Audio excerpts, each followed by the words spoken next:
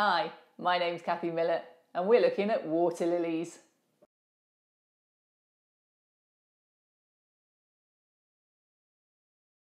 Why model water lilies? I mean, you only get them in ornamental ponds in the UK. Well, if you model American, there are thousands of lakes, and I've looked back over my photos of America and they're everywhere. Literally, everywhere you look, there's a pond, a natural pond with some water lilies in, if you're in the northeast or midwest sort of areas. So definitely worth a technique worth using. This week, we're looking at really simple, easy way of doing water lilies, and that's to use these Noch laser cut minis. Now, I think they're really great. They're not cheap. I mean, these were £6 more or less full price. I did get them on sale, which was a good bargain. And you can see they're literally just pictures of lilies. So if you're looking for something up close for that real special bit at the front, this may not be the best technique, but if you've got a large amount of water lilies to do, this is going to look really good. It's going to fill a lot of space very quickly, and quite frankly, you know, once you get beyond a few inches away from the front, really scale makes things look a bit simpler and flatter anyway. So these work very well as sort of background or middle ground water lilies. Now, one thing to be aware of, these are called Seerosen. They're part 14114 in HO, the Noch. I haven't managed to find any N scale ones because I was looking for the variety. I did get caught out though. The first time I ordered them, I ordered Wasser Lilien, thinking, water lily. No. Water iris, I think, would be a better description for it. It's certainly not lilies that you'd expect, and it comes out looking like this. So just be careful you get the right part number and you don't end up with the wrong plant. If you want to know how to mix the resin, then I've covered that in multiple videos. So have a look back at these ones that are linked on the screen and I'll show you how to mix the resin there.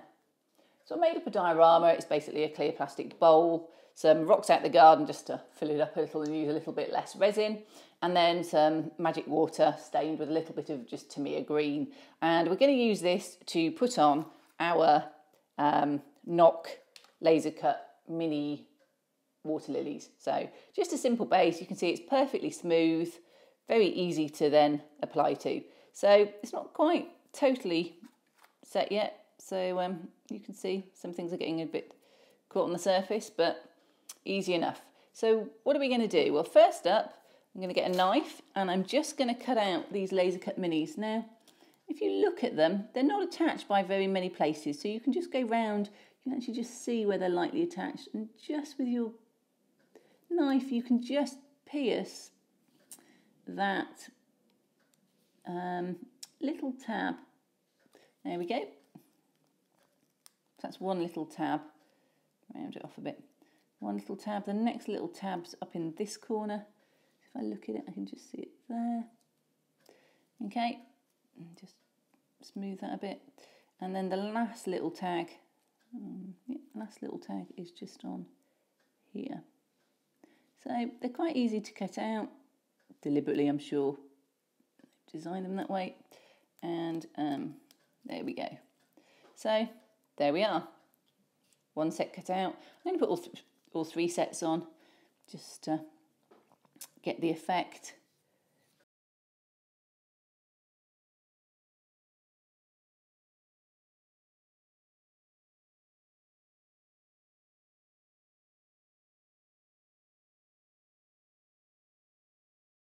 Okay, so there we are, easily cut out. So I've got my 3 laser cut.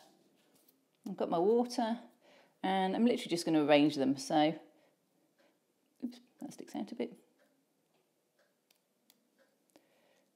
So put that there. They're actually double-sided, so you can flip them over if you want them in a different arrangement.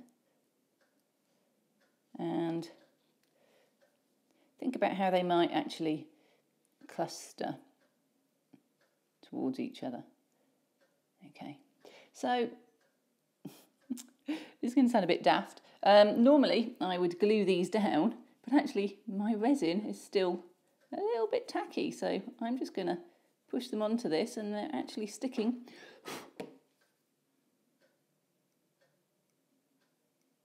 So you can see when I they're actually just sticking straight onto my resin, which is also leaving fingerprints. So we'll just smooth those out. So this was magic water when I poured it Saturday morning, and it's now Monday morning. So it does take a bit longer. This is Envirotex Light. I would be using glue. So if we needed to glue them, I would just use something like impasto gel smoothed on. So let's do a set onto a diorama that's a little bit more set to show what I would do if I was putting them onto something. Here we go, Envirotex Light, nice and solid. And you can hear, well, you can feel the difference. That one's a lot more rubbery. This one's a lot more solid, and I can press it and it doesn't move at all. So let's get my other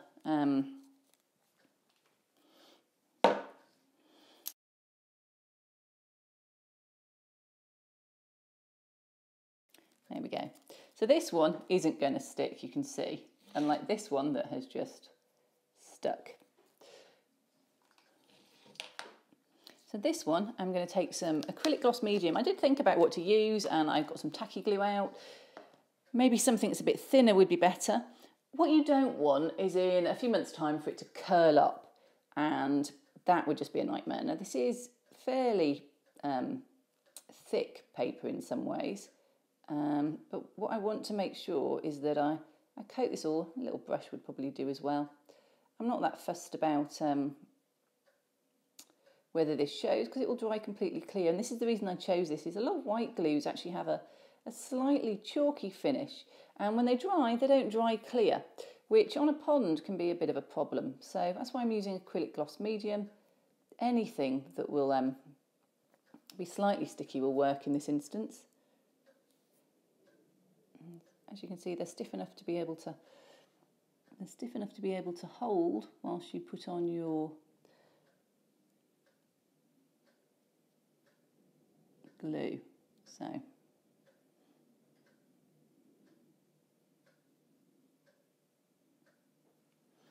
there we go. So just a case of positioning it and dropping it into place and just carefully patting it all down. You don't want any glue to ooze out, but any that you do will dry clear. So there we go. Water lilies. Really simple and easy to do. So this is the final result on my water lilies. As you can see, very, very quick and easy to do. Only took a couple of minutes, and I think it's a great background modelling technique. I probably wouldn't use it for up close, just because there's no depth to it, and if you look at it from any angle on the side, it just looks like a printed bit of paper to me. And I think some of the techniques we'll do in other weeks look slightly better.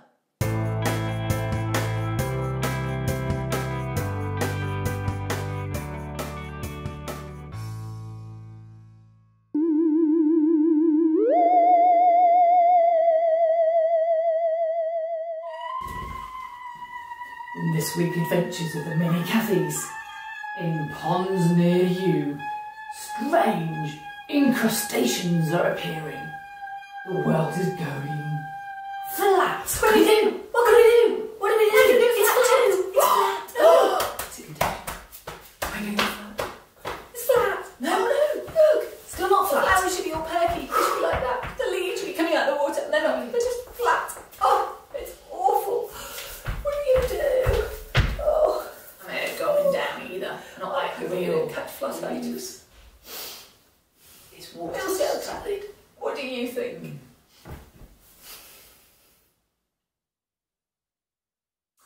Fear not, chaps.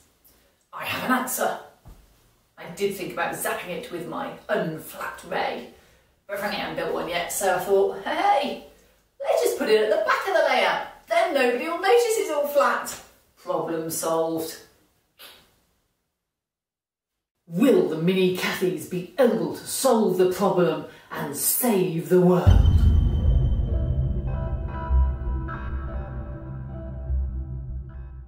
So if you've enjoyed learning how to do these water lilies, tune in next week and we'll have a different technique. If you're enjoying these videos, subscribe to me on YouTube or on my website, kathymillett.co.uk. Alternatively, like me on Facebook, Kathy Millett Modelling. See you next week.